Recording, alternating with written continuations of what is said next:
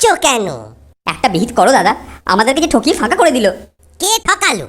কিভাবে ঠকালো ব্যাপারটা তো বলবে। ওই হাটে যে মুদিখানার দোকানি আছে না, সে পয়সাও বেশি নেয় আর ওজনেও কম দেয়।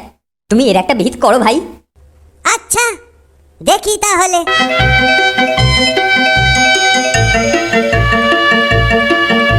কি খবর দাদা, ভালো তো? এই চলছে একরকম। কি দেব? এই 200 গ্রাম অরহর ডাল, 500 গ্রাম ময়দা। এই নাও টাকাটা। পরের দিন দেবো। নমস্কার দাদা, ভগবান ভালো করুক। কি দেব? অরহর ডাল আর ময়দা।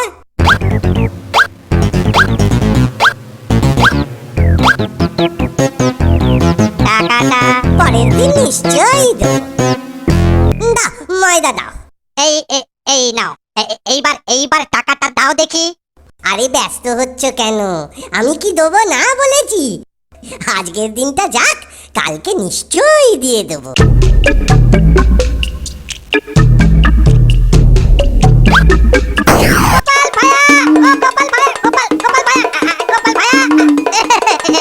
এই যে ভায়া, হাতে আসা হচ্ছিল বুঝি? বাজার করতে তো হাটেই আসে, মাঠে যায় নাকি? মাঠে ঘাটে যেখানেই যান, আমার বাকি টাকাটা। ঘাটে যাবার আগে নিশ্চয়ই দিয়ে যাব। হ্যাঁ, অমন তো অনেক শুনলুম। এখন বলো তো দিচ্ছ কবে? বলছি তো দিয়ে দেবো। তুমি রাজার লোক বলে ভেবেছ কি? হ্যাঁ, আমি কিন্তু নালিশ করব রাজার কাছে। হ্যাঁ, তাই করো, সেখানেই সব কথা হবে। আচ্ছা বেশ, তাই হোক। হুজুর হুজুর, গোপাল ধারে খেয়ে টাকা দিচ্ছে না। গোপাল, এ কথা কি সত্যি? হুজুর সত্যি, এতে কোনো ভেজাল নেই। দোকানি, তুমি কত টাকা পাও? হুজুর হুজুর 10 টাকা। 10 টাকা, বেশি নয়। এটাও কি ঠিক? না হুজুর, এতে ভেজাল আছে। মানে কি বলতে চাও কি? সামান্য কয়েকটা টাকা হুজুর, কিন্তু ও দুগুণ করে বলছে, 10 টাকা। দোকানি, তোমার হিসেব ঠিক আছে তো? এই দেখুন হিসাব।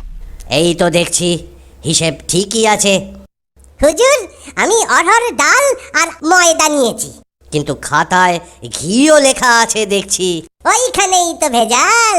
আমি তো ঘি খাই না, তাই নেওয়ার কোনো প্রশ্নই নেই। হুজুর, অরহর ডাল আর ময়দাতে ঘি তো লাগবেই। ঘি ছাড়া কি এসব খাওয়া যায়? সত্যি তো, ও তো কিছু ভুল বলছে না। যতদিন ডাল ময়দা নিয়েছে, ততদিন ঘিও নিয়েছে। না না গোপাল, তুমি 10 টাকা দিয়ে দাও। আপনি যখন বলছেন তখন দিচ্ছি, কিন্তু ও বড্ড। কি গো গোপাল, আগের ফলন তো ভালোই হয়েছে এবছর। আমি আগাম বলে রাখলুম, আমায় কিছু কলসি গুড় দিও। তোমার দোকানে ধার খাই আর তোমাকে দেব না, সে কি কখনো হয়? কম করে 8-10 কলসি। হ্যাঁ, 8-10 কলসি গুড় দিও। ঠিক আছে, 10 কলসি গুড় তুমি পাবে। এই 10টা কলসিতে অর্ধেক করে মাটি ভর। মাটির ওপর এবার গুড় ঢাল। বেটা আমার সাথে জোচ্চুরি।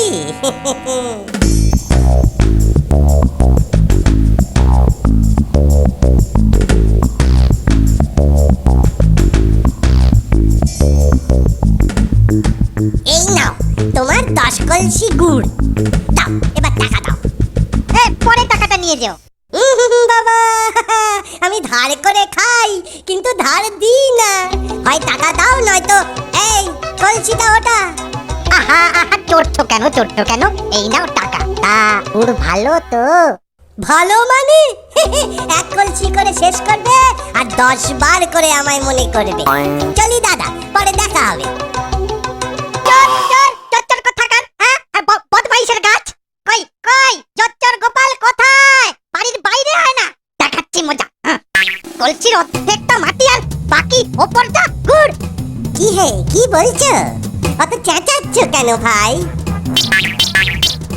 চেঁচাবো না মানে? অর্ধেক মাটি আর অর্ধেক গুড়।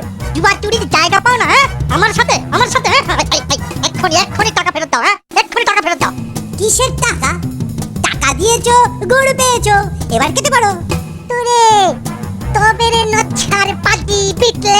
হ্যাঁ, দেখাচ্ছি তো। এই মোবাইল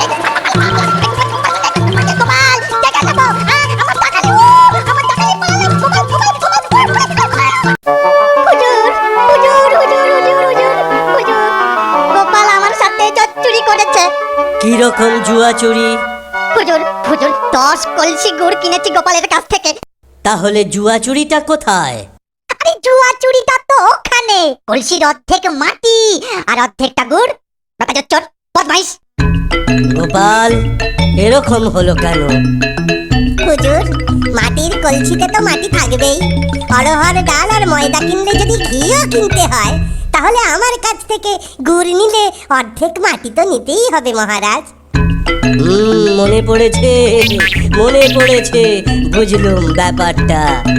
ঘিয়ের দাম নেবার সময় দোকানি তোমার কি মনে হয়নি যে তুমি জুয়া চুরি করছো? তখন কিন্তু গোপাল তোমাকে 10 টাকা দিয়ে দিয়েছিল। তুমি 20 টাকা জরিমানা দিয়ে দাও, এই আমার আদেশ। হুজুর, এক আধটা টাকা নয়, একেবারে 20 টাকা। হয় টাকা দাও, নয়তো শাস্তি তোমাকে পেতেই হবে। বলছেন যখন দিচ্ছি। এই নাও 20 টাকা। তুমি যে পাকা জুয়া চোর, গোপাল বুদ্ধি দিয়ে তা রাজসভায় প্রমাণ করে দিল। মন্ত্রী, ওকে কি শাস্তি দেওয়া যায় তুমি ঠিক করো।